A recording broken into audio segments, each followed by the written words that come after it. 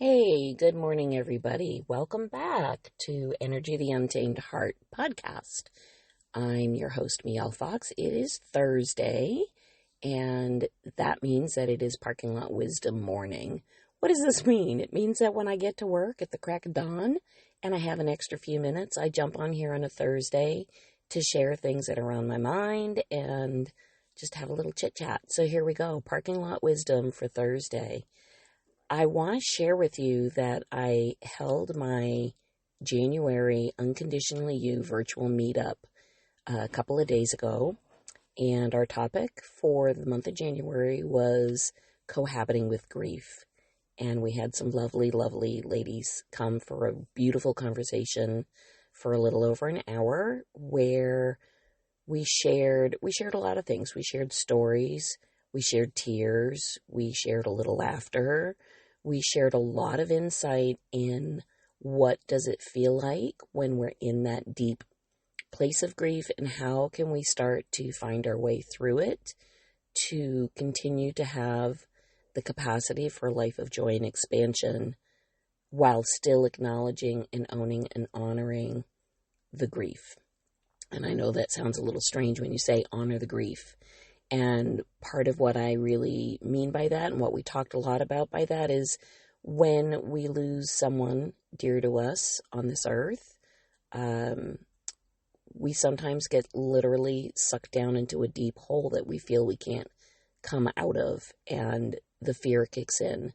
The fear of I can't allow myself to feel. I can't allow myself to cry because it may never stop. I don't know what will happen. The fear of what's going to happen now. I don't feel I have any connection. There's also the whole experience of shame. Why is it them and not me? What could I have done better? So a lot of these questions and these thoughts and these beliefs are all valid, and they're all real, and they all should be honored and acknowledged and allowed to sit in our body to give our heart time to process through these feelings. I really feel I call it cohabiting with grief because it never leaves.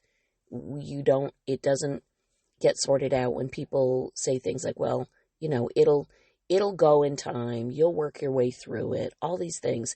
You don't ever leave it, lose it.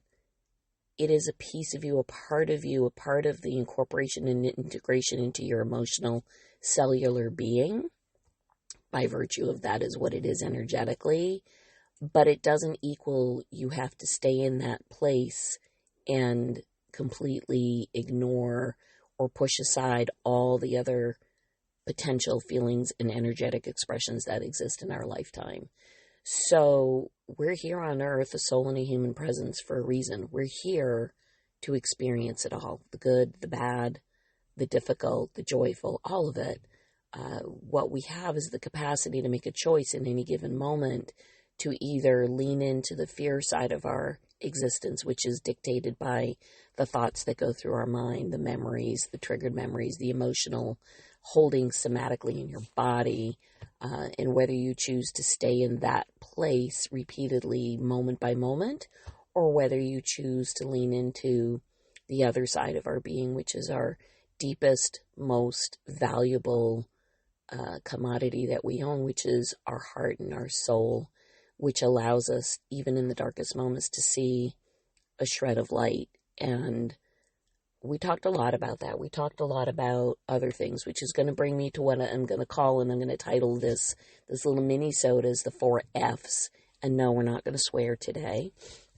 But the 4 F's that I think really are important to have a conversation about are all connected to your capacity to really tap into your heart, your soul, who you really are, to dance in the joy of who you really are, and to realize that this is what you're here for on earth. You're really here to not live in the dark. You're here to be the light, share the light, live in the light, show other people the light that's available.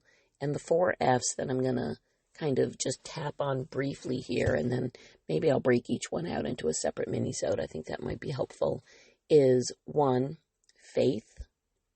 2, forgiveness. 3, fierceness, and 4, failure. So each of those 4 F's impact how do we have the ability and capacity to really tap in. Many of us feel like I failed myself, I failed someone else, I failed because I wasn't successful at, and then fill in the blank. I really encourage you to consider failure as a stepping stone to the next thing, to the next opportunity, to the next curiousness of how can this look different? What's here for me? Maybe it's not failure at all. Maybe it's this is what we needed to experience in order to open the door to the next amazingness that's sitting right there waiting for you. I also believe in the acronym of First Attempt in Learning, FAIL, First Attempt in Learning. You know, you don't pop out of the womb and know how to program a computer, run a marathon, do all the things. You have to take action, and some of those actions in learning something will not result in what you perceive as success, and so therefore you call it failure. It's not failure. It's simply making an attempt to learn something. For those of you who know me, you know I have horses, and I work with my horses to teach them what I think they need to know to survive in a human world. And I wouldn't call any of our interactions unsuccessful.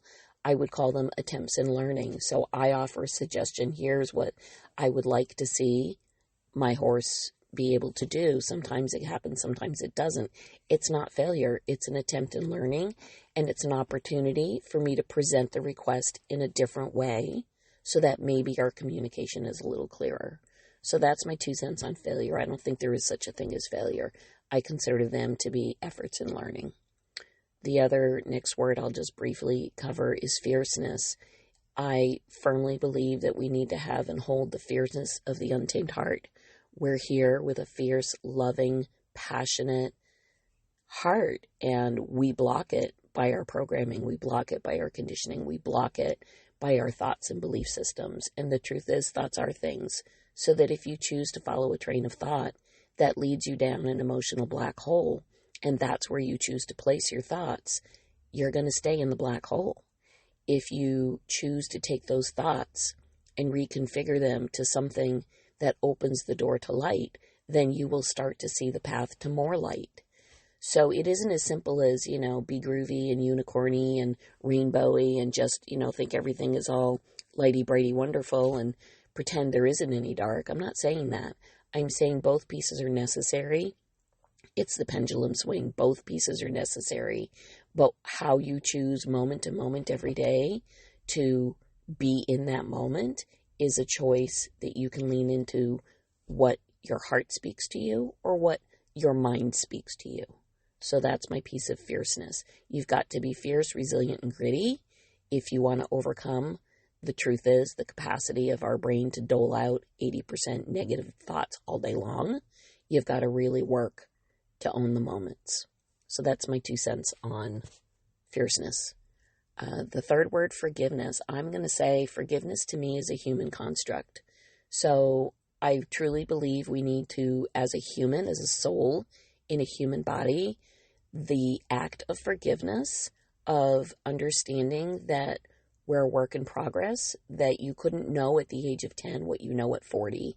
And you need to really love that 10-year-old firmly, fiercely, unconditionally, for what it was at whatever occurred at the age of whatever.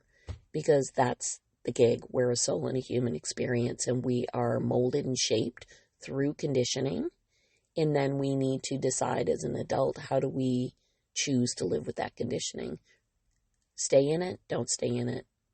And so the forgiveness is not something you're begging and pleading for from the divine, because as a spark of love from the divine and as a spark of love returning to divine or universe or God or spirit or whatever you want to call it, there technically, if you think about it, is no need from a soul perspective for forgiveness, because we are all love, we are all one.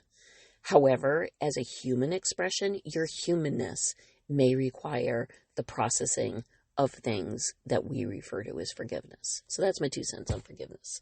And the last phrase that I'm going to, just quickly touch on, and then I'll jump off because I got to go to work, is faith.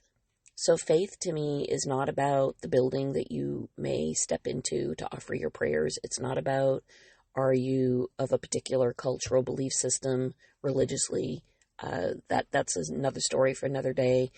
It is about the spiritual piece of faith. So you can be religious and spiritual. They are not the same thing. The capacity of spirituality and spiritual wholeness is that you own and understand that we are all connected. You own and understand that we are all one. You own and understand that you were brought here as a spark of love from something bigger than, greater than us in this three-dimensional place that we live on Earth. And that awareness of there's something more, that awareness that I am a piece of the whole, that I am a piece of the giant picture, the giant vessel, the whatever you want to call that. When you know that and you own that and you integrate that firmly to understand that you were brought here as a spark of love, and that is who you are at your deepest, deepest, deepest place, then the faith becomes to know that you are always loved, both internally and externally. You are supported through that expression of what is beyond us in the 3D. It is there if you want it, if you choose it. So when people use phrases like, I have lost faith, or I don't believe in, those are constructs of the mind because there's an expectation that something needed to be a certain way. Things like, oh, I can only be loved if, or this bad thing occurred because I did something good, bad, ugly, or wrong. There are no parameters in the global or universal perspective of love as the divine love. There is no, are you a good girl or boy, a bad girl or boy? It is what it is.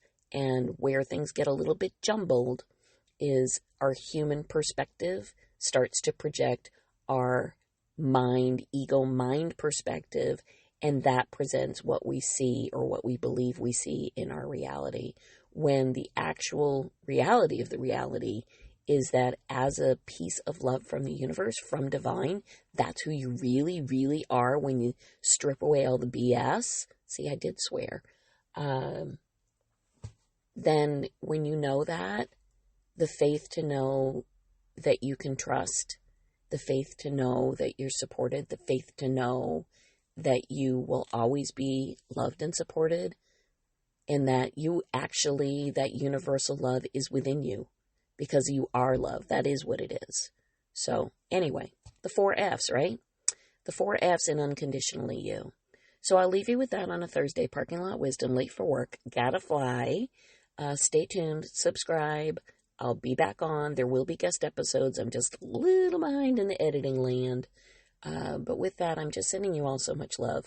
Tune in. You can catch me Facebook, Instagram. You know this. You can catch me on all the podcast platforms. There is a monthly Unconditionally You opportunity. You can sign up. You can join the Facebook private group, Foxden Energetics.